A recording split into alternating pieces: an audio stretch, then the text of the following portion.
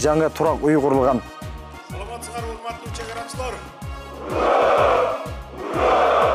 Батир алып жаткан аскер кызматкерлеринин бүгүнкү күндө карасаңыз кубанычында чек жок.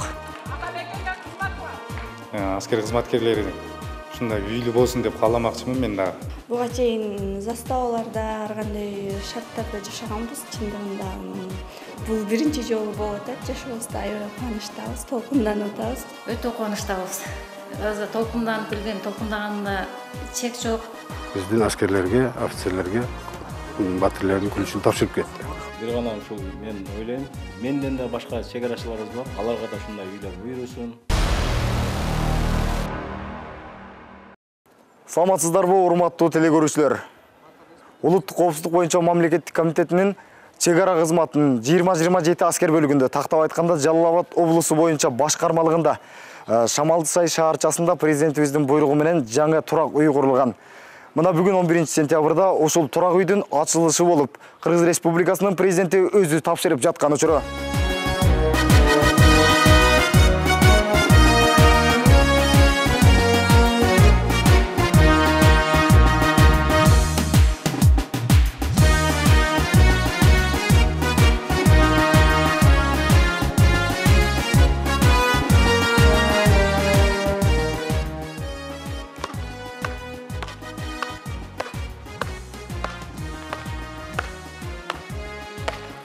Жолдош Кыргыз Республикасы куралдуу күчтөрүнүн башкы кол башчысы 20-27 аскер бөлүгүнүн курамына батирлерди берүү аземине өздүк курам түзүлдү. Директордун орун басары полковник Сатима. Саламатсыздар, урматтуу чегарачылар.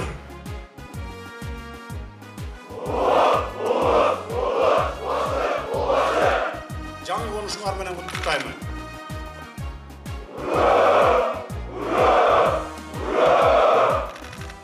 Бүгүнкү болуп жаткан салтанаттуу иш-чарага аскер кызматкерлери, өздүк курам жана бүгүн батир алып жаткан аскер кызматкерлеринин ата-энелери, балдары катышууда. Батир алып жаткан аскер кызматкерлеринин бүгүнкү күндө карасаңыз кубанычында чек жок.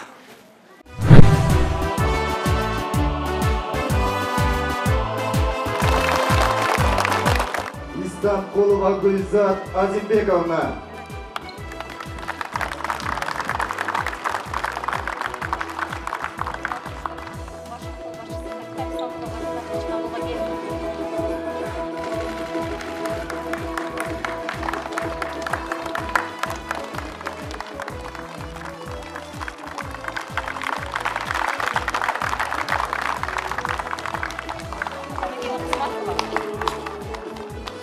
Чек ара кайтаруу бөлүмүнүн улуу ыкчамдуу үмүткери капитан Тургунбек уулу Шабданбек.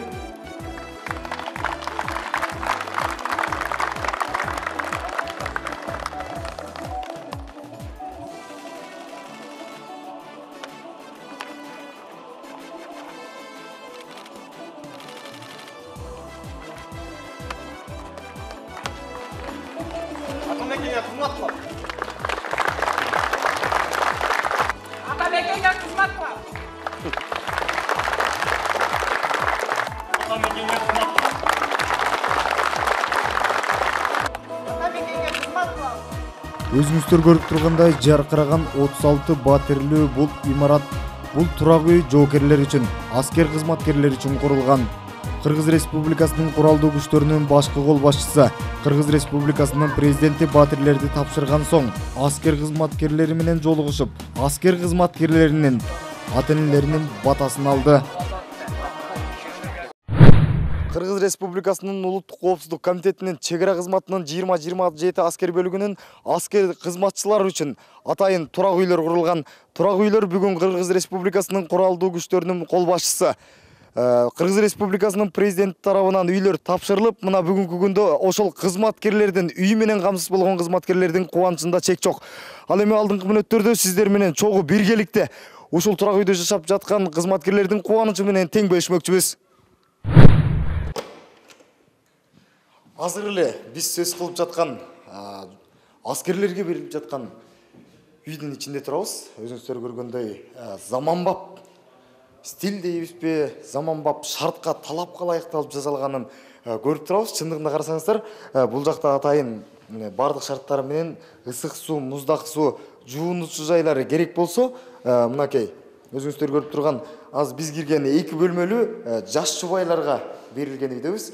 Бардык шарттар кышында жылытуу системасы дагы бардыгы ойдогудай деп айтсак болот экен. Андан сырткары бул жакка келсек, мына кенен жаркыраган ашкана. Бул жерде ушул кызмат өтөп жаткан жоокерлердин, аскер кызматкерлеринин жубайларына дагы атайын шарттар түзүлгөн. Өзгөчө мына өзүңүздөр көрүп турсаңыздар, бул жакта заманбап шартта суу бардыгы менен камсыздалган. Мына эми мындай иш-чаралардын, турак жайлардын ушу жоокерлерибизге, аскер кызматкерлерине берилип турушу жоокерлердин кызматын дагы жогорулатат деген оюбуз бар.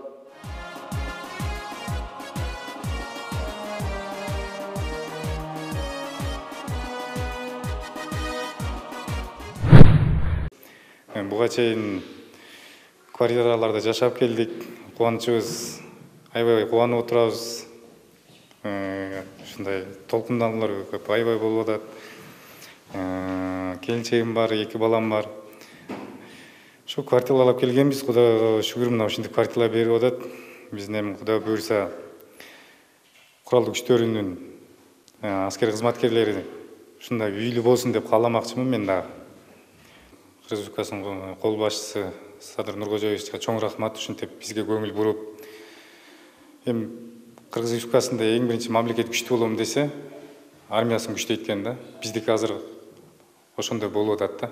Армиябыз азыр биздики күчүнө кирди. Эми ачыгын айтсам, азыр мен келинчегим боюнда бар төрөгөн атат. Кудай буйрса ушу үйдөн 2 уулум бар, кыздуу болсок экен дейм. Ушу үйдөн эми агарып көрүп, Кудай буйрса келинчегим аман эсен төрөсүн. Ошону эле каалап атабыз азыр үй бүлөм менен. Ушу үйдү жакшылык менен кирип алсак деп. Буга чейин заставаларда ар кандай шарттарда жашаганбыз. Чындыгында бул биринчи жолу болуп атат. Жашообузда аябай кубанычтабыз, толкунданып атабыз. Кудайга шүгүр, бул биринчи жолку ушундай жакшы шарт менен биринчи жолку үйүбүз. Рахмат президентибизге ушинтип чек ара кызматкерлерине көңүл буруп, ушундай жакшы шарттагы үй бүтүрүп берип атканына бизге окшоп муктаж болуп жүргөн чек арачыларга дагы ушундай жакшы үйлөрдү буйрсун деп тилейт элек. Аябай кандай толкундоолор, кубанычтар, көпкө күткөнбүз ушул күндү. Келди, Кудайым буйрса, Кудайга шүгүр, аябай сүйүнүп атабыз.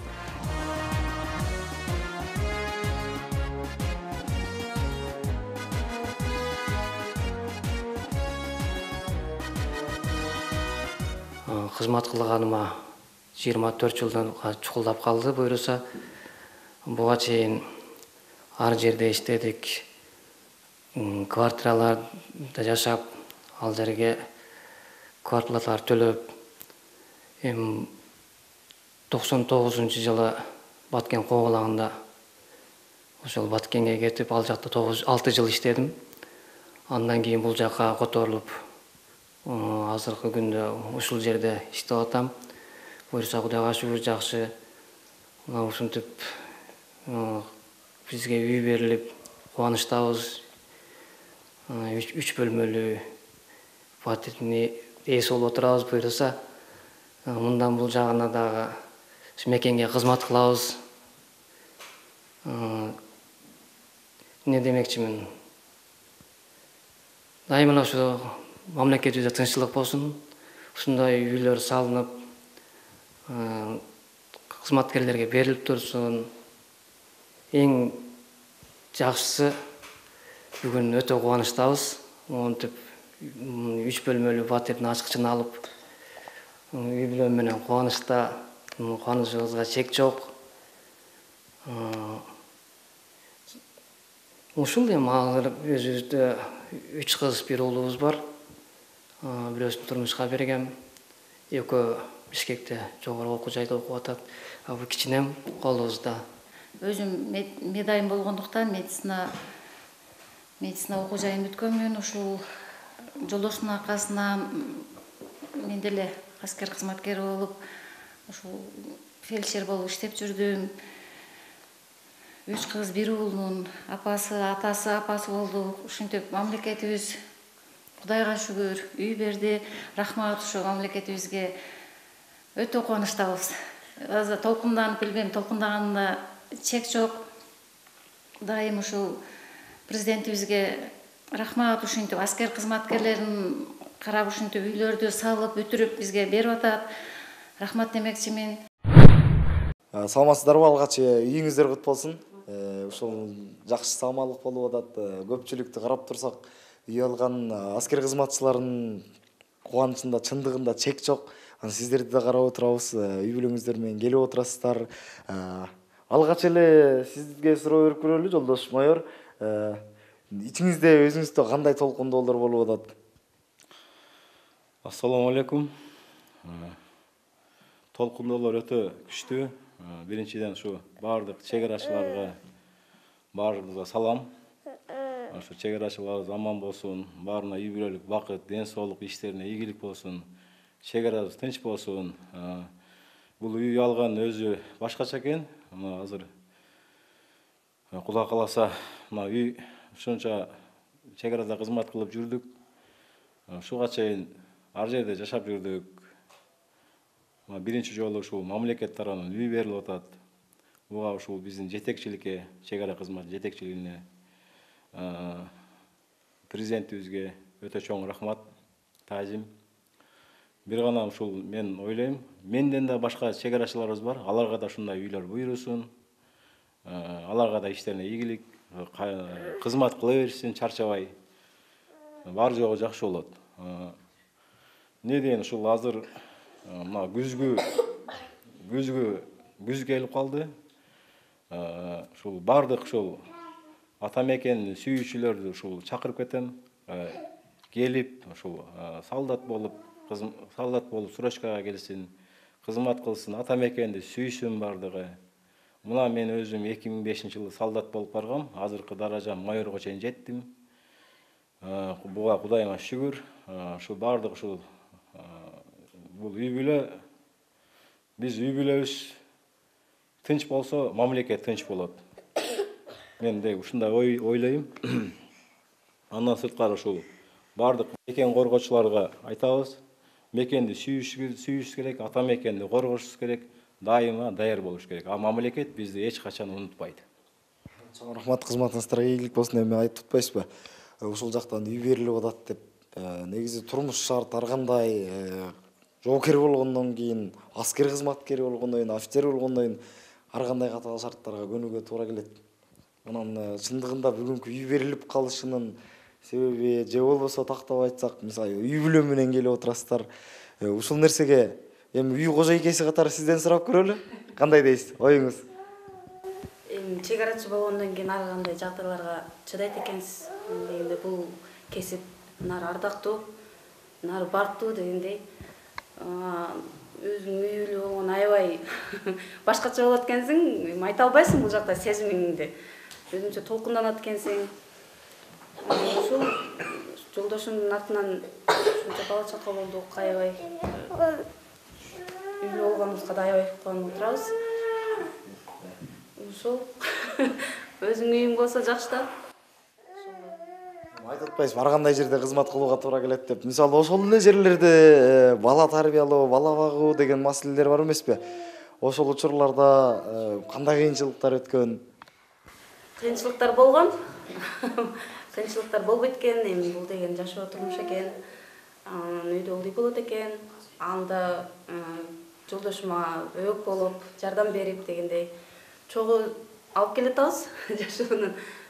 Аскердик жашоону деле алып келатабыз, үй бүлөбүздү деле алып келатабыз. Бири-бирибизге жардам берип келатабыз. Эми негизи бул кызматта бири-бириңе жөлөк болуп турсаң эле бар жол болот экен буйруса. Чындыгында убакыттын өтүшү менен күн санап кыргыз армиясы өнүгүүдө десек болот. Аны биз өзүңүздөр бүгүн көрүп жаткан аскер бөлүк, тактап айтканда Кыргыз Республикасынын улуттук коопсуздук мамлекеттик комитетинин чек-ара кызматынын Жалал Абад облустук башкармалыгына көптөгөн өзгөрүүлөр болгонун көрсөк болот. Буга чейинки жылдарда эски имаратта аскер кызматкерлери кызмат кылган болсо, өзүңүздөр көрүнүп турган жаркыраган бул имарат жаңыдан толугу менен капиталдык ремонттон өткөрүлүп, аскерлерге толук шарт түзүлүүдө. Мындай шарттын түзүлүп, имараттардын курулуусу жоокерлердин, аскерлердин алдыга карай умтулуп, мекенин, элин жерин сүйүүгө чакырат десек жаңылышпасак керек. Бул Жалал абад башкармалыгынын имараты бизге 2002 жылы кабыл алганбыз. Ошол 2002 жылдан бери бул жерде башкармалык ушул жерде кызмат өтөп келгенбиз. Мына жакын каралакта 1-августтан баштап бул жер курулуш иштери жалпысынан 63 миллион сомдук акча каражаты бөлүнүп, толугу менен курулуш башталган. Ошол жерде куруу иштери жүрүп жатат. Бүгүнкү күндө курулуштун 30% бүтүп атат. 1-ноябрга чейин белгиленген мөөнөт, ошолго чейин Кудай кааласа бул жерде бүтөт. Кызматыбызды ушул ичинен баштайбыз кайрадан. Мына өзүңөр бүгүн күбө болдуңар. Биздин Кыргыз Республикасынын куралдуу күчтөрүнүн башкы кол башчысы, урматтуу президент Садыр Нуркожоевич өзү Кыргыз Республикасынын улуттук комитетинин төрагасы генерал-лейтенант Ташиев баш болуп келип, бул жерде курулган 36 батирлүү жаңы курулган үйдү ачуу аземин ачып, биздин аскерлерге, офицерлерге батирлердин күлүшүн тапшырып кетти. Аны өзүңүздөр азыр көп болдуңуздар. Андан сырткары бул жерде дагы мына бул Жалал абад областы чегара кызматынын Жалал абад областы боюнча башкармалыгынын имараты. Бул эски аябай эски имарат болчу. 80-жылдагы курулган имарат. Ушул жерде жайгашкан болчу. Мына азыр мына жерден деле өзүңөр баннерден көрдүңүздөр. Мурдагы абалы аябай начар болчу. Анан ушул биздин төраганын чечими менен, президентибиздин колдоосу менен мына каражат, акча каражаты бөлүнүп, бүгүн толук капиталдык ремонттон өтүп жатат. Мына азыр уже бир топ жумуш аткарылды. Анан калганы дагы толук бүткөндөн кийин бүт бул жерде биздин аскерлерге, аскер кызматкерлерге толук шарт түзүлөт. Чегарада чеп болуп, өлкө саламаттыгын көздүн карагиндей сактап жаткан чегарачыларыбыздын жаңы конушу кут болсун. Мындай көрүнүштөр чегарачылардын кызматка болгон сүйүүсүн алда канча арттырат деген ойдобуз.